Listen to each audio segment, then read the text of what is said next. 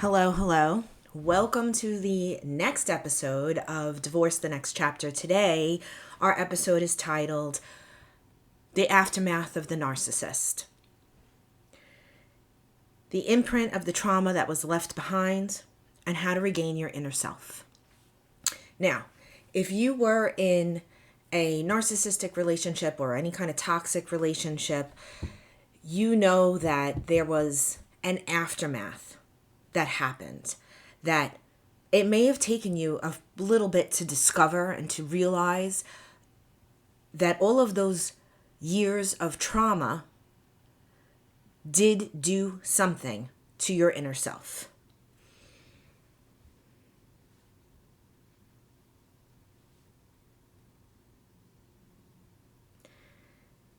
It's a gut-wrenching, soul-sucking experience.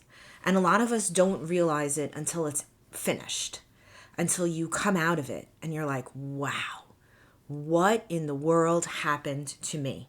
Because while you're in it, you're in such a fog, you really don't realize the effects that it has on you. It has on your inner self. It has on your inner talk. It has on everything that you do in life.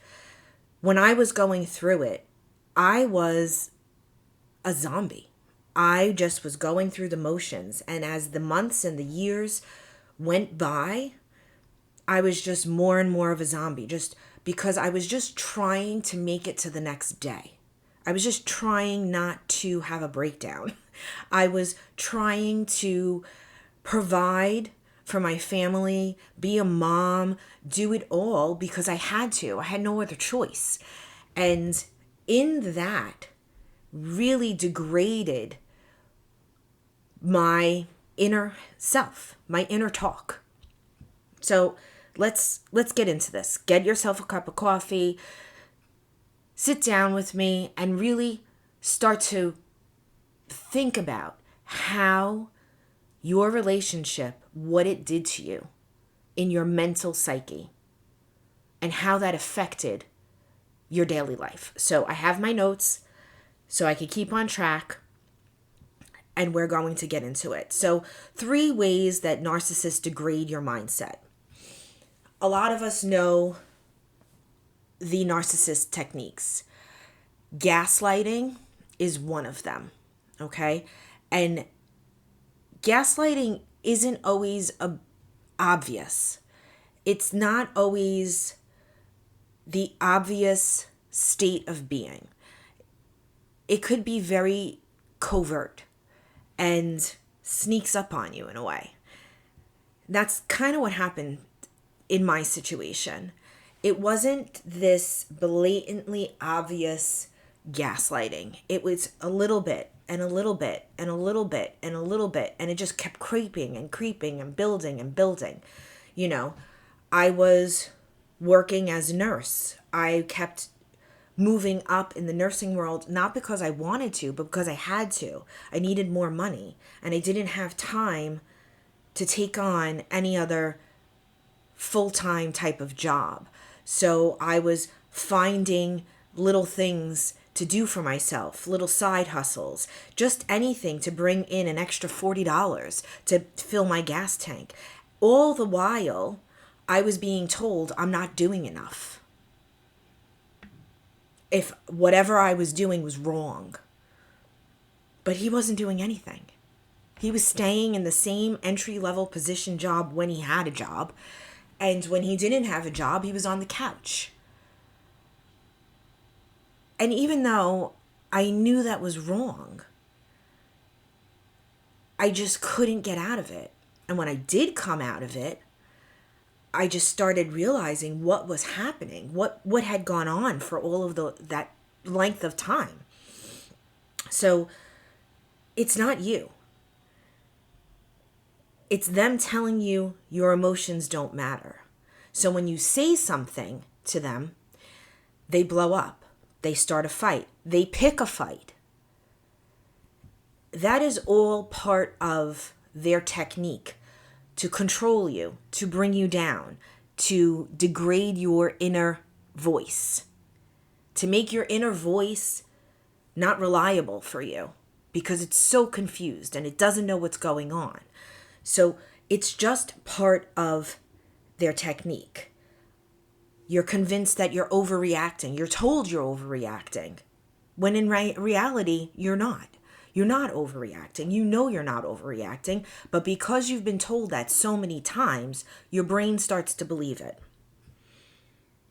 You stop trusting your inner self. You stop trusting your gut, because it's that inner voice is so pushed down, it doesn't hold any weight with you anymore. You don't even hear it anymore. You're questioning your sanity. You keep saying, well, maybe it is me. Maybe I am doing this. And in reality, you're not. You're not doing it. They make you think that you're the crazy one, but in reality, you're not the crazy one. So when you start to realize that, because realization is the first step, when you start to realize that, it is very hard to unwire your brain from thinking that. So another way that they degrade your inner self is they manipulate your reality. When they control what you see and what you believe, then they control you. They hold the power. They rewrite the history. They rewrite the narrative. They tell you that's not how it happened. When in reality, you know that that's how it happened. They try to make your perception warped. And that's part of the gaslighting. They try to warp your perception so they hold the control over what you see, what you think, what you believe. So when you say something like, what you just did hurt me, they flip it around and say, no, it didn't. I didn't say that. That's you. And they push it on you. But in reality, somewhere in your inner self is making you feel like that to say that. Another example is they erode your self-esteem. You're not good enough. You're not doing enough. You're not pretty enough. That outfit looks horrible. Why are you wearing that? Why are you doing that? That's so stupid. Everything that you do is a criticism. There's no positive reinforcement. And every time you do something new, it's a criticism. So over time, you become a shell of yourself, because your brain starts to believe the things that they're telling you. And once that starts to happen, your mind starts to look for validation that that's true. So then when you look in the mirror, you pick apart your outfit. When you look in the mirror, you have new lipstick on. That color is horrible. I'm not good enough. You start, your inner voice starts telling you that what they're saying must be true. So let's get into some solutions. There's many, many things that I could say about how the narcissist and how a toxic relationship degrades your inner self, degrades your mindset, degrades your beliefs. And that's all part of what they're doing. That's the narcissist personality. They're doing it on purpose in order to control you, manipulate you, make you believe that you're the crazy one. So let's talk about how you overcome some of these things. You have to call it out and confront the lies. One of the simplest responses that I learned was, that's not true. Period. Period, end. That's not true. Another one is, okay. That's it. And another thing is silence. No response. Because no response is a response. And you have to start recognizing, once you realize what's happening, once you realize that this is a toxic relationship and this is, whether it's narcissism or something else, once you realize that this is toxic for yourself, the real work comes. How do you rewire and undo what was done? So it's not an overnight thing. It does take a conscious effort, sometimes daily, sometimes minute to minute. The first step, and a huge step, is recognizing that negative self-talk. Because it's not really your self-talk. That self-talk was implanted. That negativity was implanted in you. And once you recognize that negativity, you can reframe it and start to unwire what was done and rewire your brain with positivity. So, for example, your new outfit. You look in the mirror. Your gut instinct, well, not really your gut instinct, but your first instinct is to say, oh, this doesn't look good. This is not right. This doesn't lay. I could see this. I could see my sides. I could see that. But once you start looking in the mirror and that negative self-talk creeps into your head, you immediately have to say, stop. I like this outfit. I bought it because it looks good on me. Look how my body looks. It looks great. I look so nice. I look thin. I look whatever it is. I am worthy of looking good. So you could take that into any aspect of your life. You could take that into just anything, really. From realizing that the little mundane tasks of life you can do. I can bring out the garbage. I can make dinner, clean up, and not have anybody yelling at me about the mess in the kitchen. I can do this. I am worthy. I am enough. I am loved. You have to look yourself in the mirror and really tell yourself these things out loud, as silly as it sounds. Because telling yourself out loud does something to your brain. It's technical. I'm not going to get into the technicalities, but it is actually scientific, okay? You have something called the reticular activating system. It's like a fishnet over your brain, and it's your filter.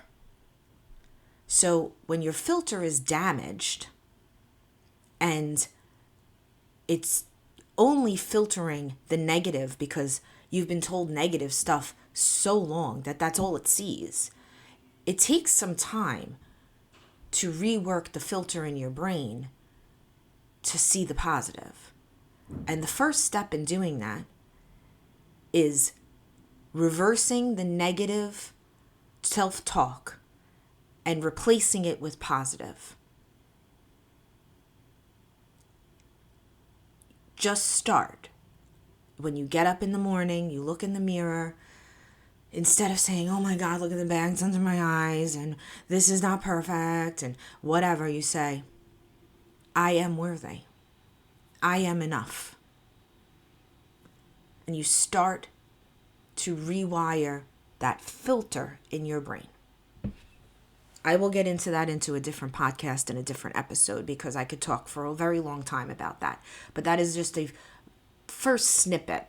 And if you want some help with affirmations, I do have some self-love affirmation cards on my website that you could just print out. I have them printed. I went to the Dollar Tree. I bought these pretty frames and I put them up on my bathroom wall. So every morning when I get in the shower, there they are. And I recite all of them. It helps. It really does start to rewire your brain. Okay, let's do number 2. Rebuild your boundaries and trust your instincts. Your boundaries were completely destroyed. They were broken down, and that wasn't by accident. He did that to you on purpose. Because if you have no boundaries, he has complete control over you. So you have to really nail down what your limits are. What you're willing to do when you're not willing to do. And it's okay to say, no. No, I'm not going to do that. No, that's not for me. No, that just doesn't work out for me. Once you say no the first time, because our bodies are now conditioned, we're uncomfortable. We got to be pleasing everybody at all times. Once you learn the word no, I'm not doing that. That is not for me. It is so liberating. You put these boundaries. And I'm not saying put up a guard wall and don't let anything happen. No, these are hard no's. Learn what your hard no's are. If it doesn't work out for you, if that's not in your best interest for that moment in time, say no. And once you start saying no, and once you stick to those boundaries, it becomes easier and easier and easier. Your inner voice has been drowned out by all of this noise that they created. Once you start saying no, once you start turning around that negative self-talk into positive, your inner voice starts to come back. It starts to get louder. Not that it ever left. It just was so diminished. It really does start to come back. And now you're going to be in tune with your inner voice and start listening to yourself. You could do journaling. You could do meditation. I personally like guided meditations. I also like gratitude journals because that also helps your brain rewire to see the positives that have happened on a daily basis. Now it's going to start looking for the positives. So gratitude journals, meditation, positive affirmations, these are all things that are going to help create that positivity and get rid of the negativity.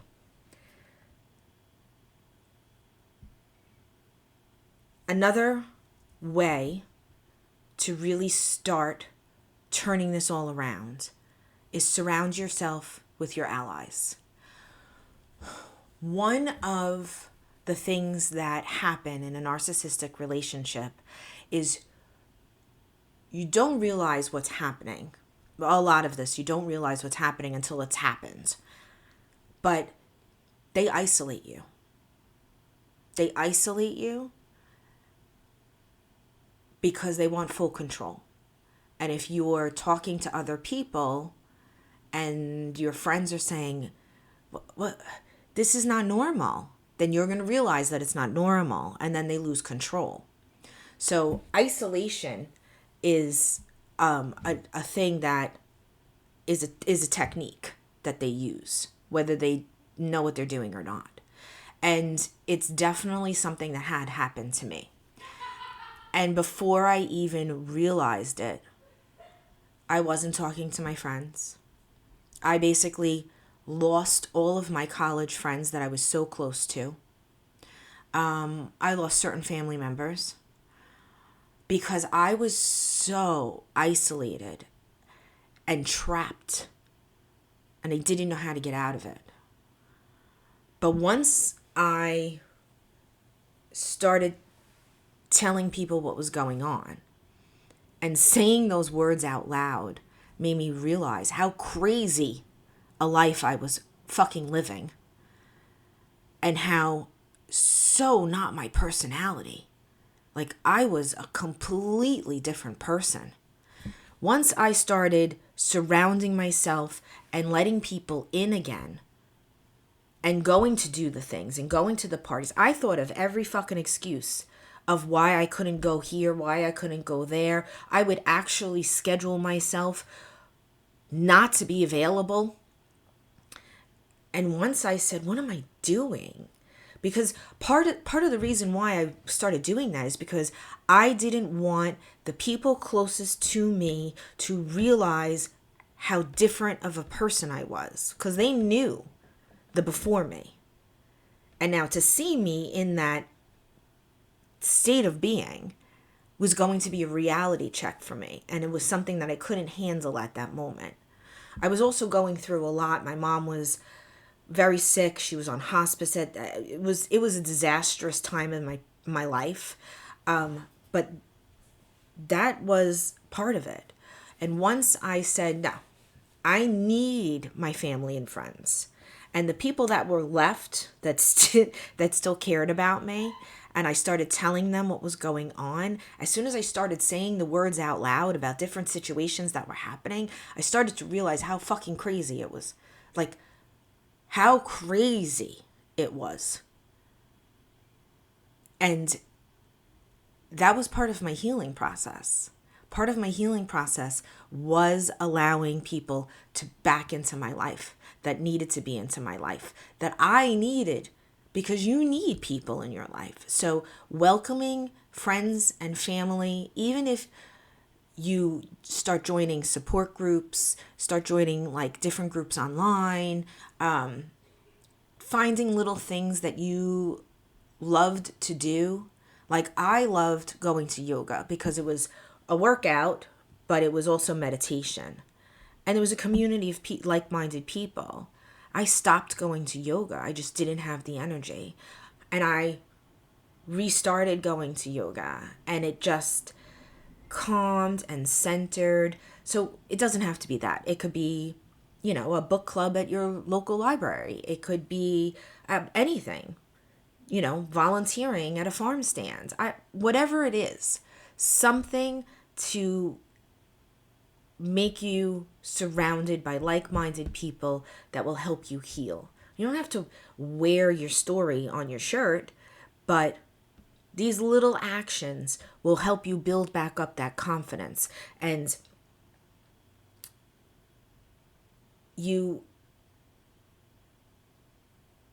start writing your true narrative instead of that narrative that was rewritten for you. You start rediscovering yourself, and that's super important. So here's the blunt truth. The damage is real. The damage is real. But the damage is real and it leaves scars. But the positive is you're tougher than that trauma. You made it through that trauma. And now it's time to rediscover yourself, rewrite your narrative, and reclaim your inner self. Because she's still there. She just hasn't been heard in a while. So it's time to wake her up. It's going to take time. It's going to take effort. And it's going to take some real soul searching and realizations. And some things are going to be a little uncomfortable. But it's okay, because you're going to get through. So if you want to really delve into this journey, contact me, message me, DM me. I have a divorce guide that's a jump start into all of this. It's very simple, it's very easy, and it's a self guide. Contact me. You're not alone. You're not crazy. And once you come to this realization, I can help you. You're fighting back. You're rewriting your story. And nobody gets to write this next chapter but you. Don't let anybody tell you different. Okay. Love you. Follow me on platforms. I'm on Instagram, on Facebook, and here on YouTube. Message me, comment. And let's do this together. I hope you have a great, great day.